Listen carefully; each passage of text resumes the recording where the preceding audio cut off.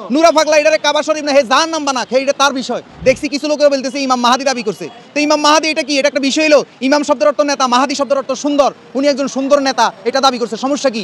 আজকে যারা মাজারে হাত দিচ্ছে তারা সবগুলো আব্দুল ওয়াহাব নজদির বংশধর, সবগুলো ওয়াহাবি খারিজের বংশধর। এদের বিচার এই দেশের মাটিতে হবে। এই দিন দিন না দিন আরো আছে।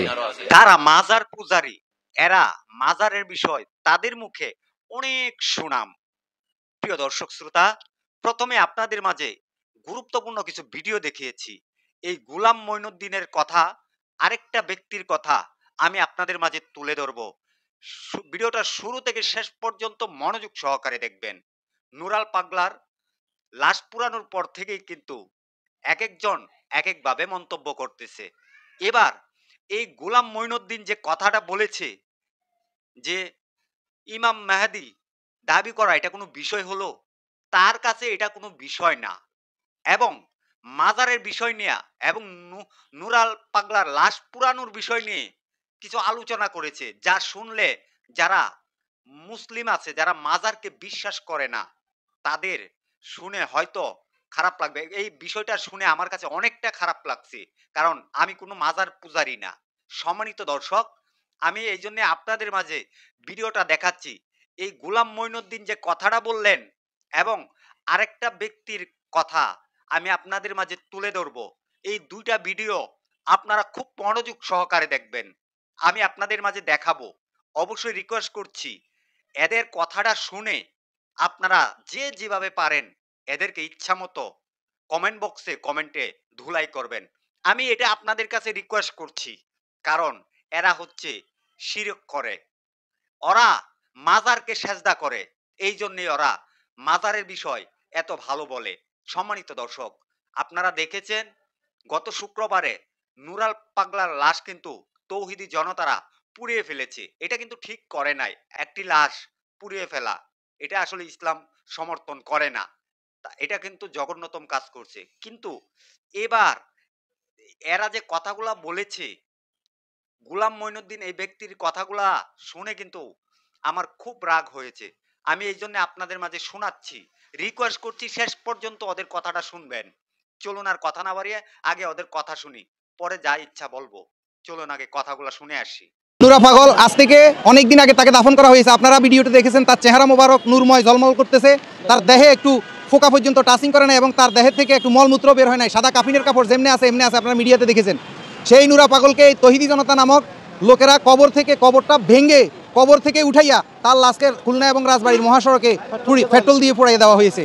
সেই প্রতিবাদ করার জন্য, নিন্দা জানানোর জন্য আমরা সবাই এখানে গোলাপ শাহ মাজার এবং জাতীয় প্রেস ক্লাবে উপস্থিত হয়েছি। আমার জায়গার মধ্যে সে কাবা শরীফের বানাইছে কিনা জানি না, যদি বানাইও থাকি এটা তার ব্যক্তিগত বিষয়। আপনার আমার দলার তো পাগলে কি না করবে?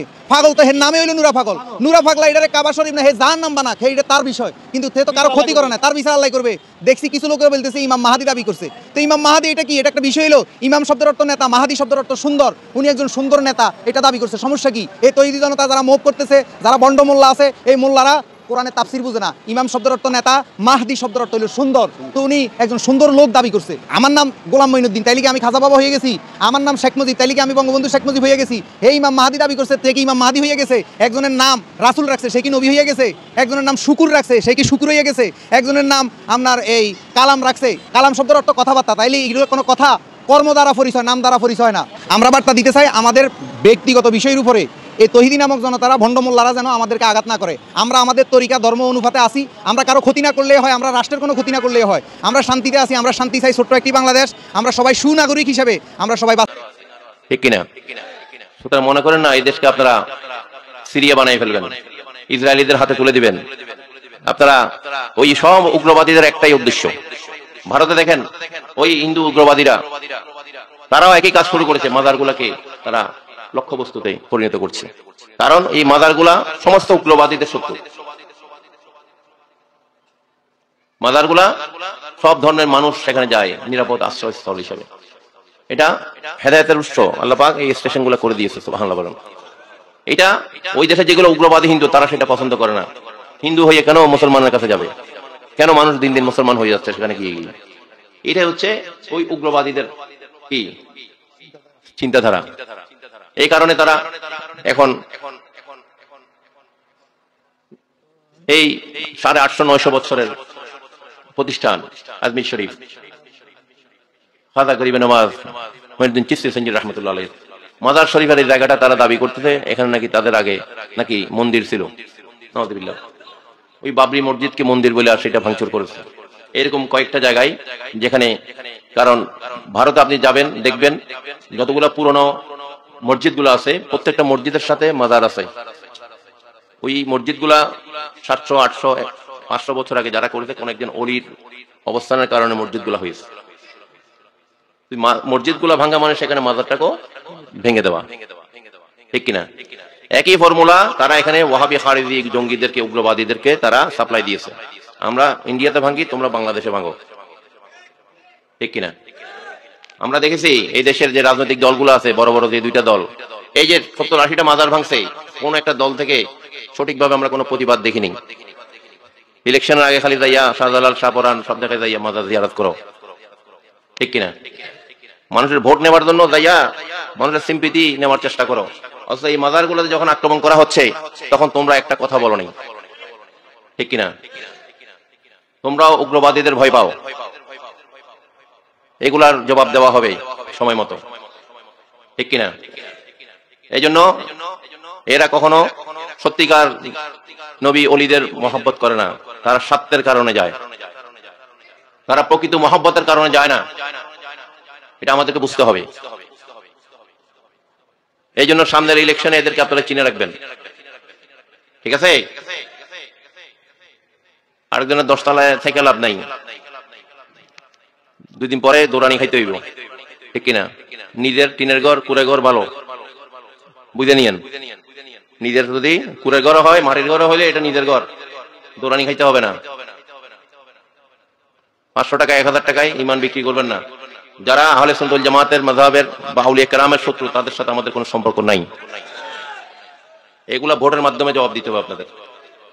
এই দেশের দুশমন রাসূলুল্লাহ যেন এই দেশের ক্ষমতা আসতে না পারে। যারা আউলিয়া কেরামদের খানকা মাজার গুলাতে হাত দিচ্ছে তাদেরকে আমরা চিনে রাখতে হবে, ঠিক কিনা? ধর্মকে ব্যবহার করে তাদেরকে আর কোনো কাজ করতে দেওয়া হবে না। আমরা ধর্ম ভালোই বুঝি, আলহামদুলিল্লাহ। ধর্ম ওই উগ্রবাদীদের কাছ থেকে আমাদের শিখতে হবে না। আউলিয়া কেরামরা আমাদেরকে যে ইসলামের বাণী আমাদের মাঝে দিয়ে গেছেন, শান্তির বাণী, সম্প্রীতির বাণী, সেটাই কোরআন, সুন্নাহ এবং মদিনার ইসলাম, ঠিক কিনা? আমরা সেই মদিনার ইসলামকে প্রতিষ্ঠিত করব মদিনার সনদের আলোকে। ওই উগ্রবাদীদের ইসলাম না, আব্দুল ওয়াহাব নজদির ইসলাম না, ঠিক কিনা? ইবনে তাইমিয়ার ইসলাম না, বিন বাজের ইসলাম না, দাজ্জালের ইসলাম না। যেই আব্দুল ওয়াহাব নজদির এলাকার জন্য আল্লাহ রাসূল দোয়া করেন নাই, সেই নজদের দিকে, যেটা বর্তমান রিয়াদ, নবীজি প্রত্যেক জায়গায় দোয়া করছেন, আল্লাহুম্মা বারিক লানা ফি শামানা ফি ইয়ামানা। নিঃসন্দেহে আমাদের বাংলার দিকেও দোয়া করছেন, কারণ সব দিকে দোয়া করছেন উনি, সুবহানাল্লাহ। যে কারণে আজকে বাংলাদেশের জমিন আউলিয়া কেরামের জমিন, আল্লাহ ওয়ালাদের জমিন, সুবহানাল্লাহ, সম্প্রীতির জমিন। নজদের দিকে দোয়া করে নেই। নজদের লোকরা নবীকে বারবার বলতে চায়, ইয়া রাসূলুল্লাহ একটু আমাদের নজদের দিকে দোয়া করেন। নবীজি বলেন, না, আমি এখন এদিকে দোয়া করবো না। ওইখান থেকে শয়তানের শিং বের হবে, যে আমার উম্মতদেরকে বিভ্রান্ত করবে, যে উম্মতের মধ্যে বিভ্রান্তি সৃষ্টি করবে, দাঙ্গা ফাসাদ করবে। ওই আব্দুল ওয়াহাব নজদি সেখান থেকে বের হয়েছে, দুশমনের রাসূলগুলো সব ওই জায়গা থেকে বের হয়েছে। বর্তমানে আমরা দেখি এই রিয়াদের জমিনে নাইট ক্লাব চালু হয়েছে, এই রিয়াদের জমিনে মহিলারা ল্যাংটান আছে, এই রিয়াদের জমিনে মদখানার আড্ডা হয়েছে। নাউযুবিল্লাহ বলেন। আল্লাহ রাসূল এই জন্য দোয়া করেনি, কারণ এখান থেকে সব শয়তান বের হবে, এবং সমস্ত শয়তানের কারখানা এখন রিয়াদের মধ্যে। পৃথিবীর যত ল্যাংটা প্যাংটা, যত নর্তকী আছে, যত নায়ক অসভ্যতা যত আছে, সব আইনা সেখানেই আইসা এগুলা শো করে। নাউযুবিল্লাহ বলেন। আল্লাহ রাসূল যে দোয়া করেনি, ঠিক করছেনি?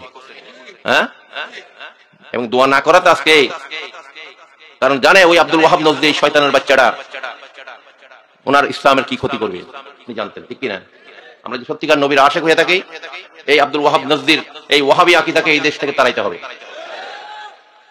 এই জন্য যারা না বুঝে আছেন, আপনারা আহলে সুন্নাত ওয়াল জামাতের আকীদা গ্রহণ করেন, শান্তির পথে চলে আসুন, সম্প্রীতির পথে চলে আসুন। এই উগ্রবাদ, জঙ্গিবাদ, এই পথ আপনারা পরিহার করেন। সিরিয়ার জমিনে আজকে আল্লাহ রাসূল কেন দোয়া করেছে? এই সিরিয়াকে নিয়ে কারাকারি হচ্ছে, ইসরায়েলিরা গিয়ে সিরিয়া ঢুকছে, মুসলমানদের একটা অংশকে তারা কিনে নিয়ে, পয়সা করে দিয়ে, অস্ত্র দিয়ে তারা সেই দেশকে তারা দখল করার জন্য একটা যেই ষড়যন্ত্র। প্রিয় দর্শক, এই যে দুইজনের কথাটা শুনলেন, অবশ্যই আপনাদেরকে রিকোয়েস্ট করছি, আপনারা কমেন্ট বক্সে যে যেভাবে পারেন ইচ্ছা মতো ওদেরকে ধুলাই করবেন। এটা হচ্ছে আমার ফার্স্ট টেবল রিকোয়েস্ট। এরা যে কথাগুলা বলেছে মাজারকে নিয়ে, বাহ! তারা মাজারে গিয়ে যে কি পেয়েছে এটা একমাত্র তারাই জানে। প্রিয় দর্শক, এদেরকে আপনারা ইচ্ছা মতো কমেন্ট বক্সে ধুয়ে যাবেন। এটা হচ্ছে আমার রিকোয়েস্ট। ভিডিওটা সর্বোচ্চ পরিমাণ শেয়ার করে সবাইকে দেখার সুযোগ করে দিবেন। সবাই ভালো থাকবেন, সুস্থ থাকবেন। পরবর্তী কোনো একটা ভিডিওতে আপনাদের সাথে দেখা হবে। আসসালামু আলাইকুম।